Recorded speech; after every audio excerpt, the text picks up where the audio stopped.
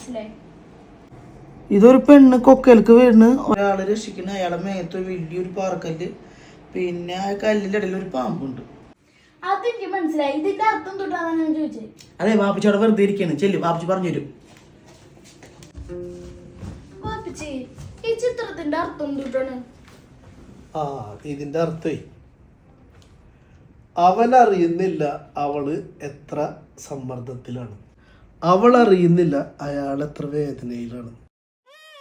ഇതാണ് ജീവിതം.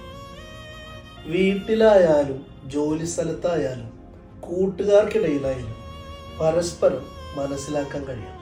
സ്വന്തം വിഷമങ്ങളെക്കുറിച്ചും പ്രയാസങ്ങളെക്കുറിച്ചും വേദനകളെക്കുറിച്ചും ചിന്തിക്കുന്നതോടൊപ്പം നമുക്കൊപ്പമുള്ളവരുടെ വേദനകളും പ്രയാസങ്ങളും പ്രശ്നങ്ങളൊക്കെ ഒന്നറിയാൻ ശ്രമിച്ചാൽ ബന്ധങ്ങൾ അടിപൊളിയാകും. അതിനെ ശരിയായിട്ടുള്ള ആശയവിനിമയം നടക്കണം.